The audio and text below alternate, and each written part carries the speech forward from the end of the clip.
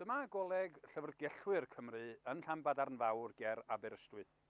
Ac o fewn muriau'r coleg yma dyddiau hyn, fe gychwynir ar antur ddiddorol iawn, sef cyhoeddi wythnosolyn dwyieithog newydd sbon, o dan yr teitl Welsh Voice Llais Cymru. Ac fe awn ni mewn i'r coleg rwan i gael golwg ar yr rhifyn cyntaf yn mynd i'w wely. Hwn yw Llais Cymru, eich papur sain wythnosol. Bob wythnos, byddwn yn dod ar newyddion diweddarau i chi ynghyd â sylwadau a phynciau amserol yn Gymraeg ac yn Saesneg. A dyma'n stori gyntaf ni'r wythnos hon. Mae Aber yn brifysgol Gymraeg.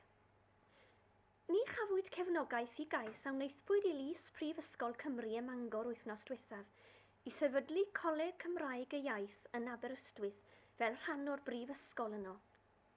Daeth y cynigiad oddi wrth Gymdeithas Genedlaethol Athrawon Cymru fel cefnogaeth i syniad gan Mr Gwynfor Evans, aelod seneddol. Dywedodd Syr Goronwy Daniel, prifathro Coleg Aberystwyth, fod senedd y coleg wedi trafod y cynigiad, ac yn ei tîb hwy roedd Coleg Aberystwyth yn goleg Cymraeg yn barod. Mae darpariaethau ar droed i apwyntio darlithwyr i ddysgu hanes, daearyddiaeth, athroniaeth a Ffrangeg trwy gyfrwng y Gymraeg. Ond dywedodd Mr E.G. Milward, darlithydd yn Aberystwyth, ei fod yn edrych mlaen i weld coleg yn cael ei sefydlu a fyddai'n dysgu'n gyfan gwbl trwy gyfrwng y Gymraeg. Derbyniwyd cynigiad Mr Milward y dylid cysylltu â phrifysgolion mewn gwledydd eraill i ymchwilio i'r dechneg o ddysgu trwy ieithoedd bychain. Mr Trevor Lloyd Jones, sut y cychwynnwyd ar y syniad yma o gyhoeddi papur sain wythnosol fel hyn? Wel, o ganlyniad ag i Mr Ronald Sturt, sydd yn aelod o staff Coleg y Llyfrgellwyr Cymru yn y dre yma, ymweliad o a Sweden, lle mae papur sain fel hyn mewn bodolaeth ar hyn o bryd. Ac yna wedi dod yn ôl, mi fydd yn mynd o amgylch gwahanol gymdeithasau gwirfoddol yn y dre, ac mae'r peth wedi tyfu o fan yna. Sut yn union mae'n cael ei weithredu rwan?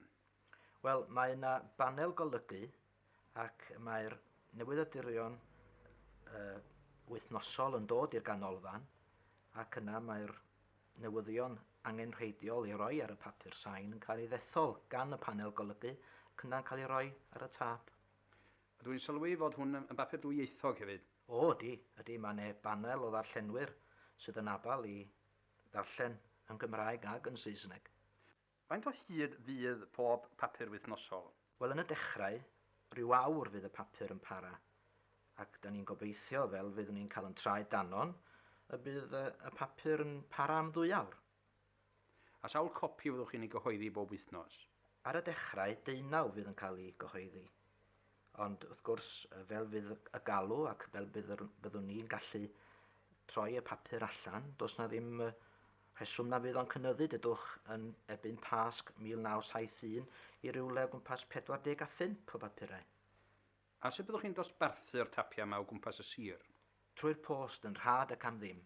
Mi fydd y casets yn cyrraedd y darllenwr neu'r gwrandawr yn hytrach, ac yna ar ôl iddo fo ddefnyddio hynny sydd gydag eisiau ddefnyddio, yna bydd o'n troi y caset yn ôl eto trwy'r post yn rhad ac am ddim yn ôl i'r ganolfan.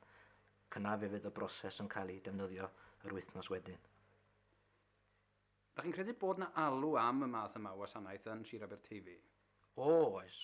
Heb os na gawn ni bai, ar hyn o bryd, mae yna 250 o ddeillion wedi eu cofrestru gyda sefydliad cenedlaethol y Deillion.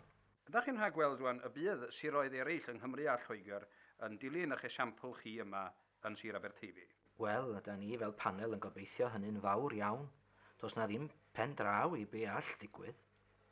Ac oes mae yna digon o le i ddefnyddio fo mewn siroedd eraill.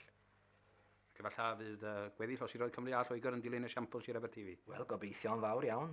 Dyn ni'n gobeithio bod ni wedi dechrau rhywbeth na fydd dos na ddim, fel dwi wedi dweud, pen draw iddo.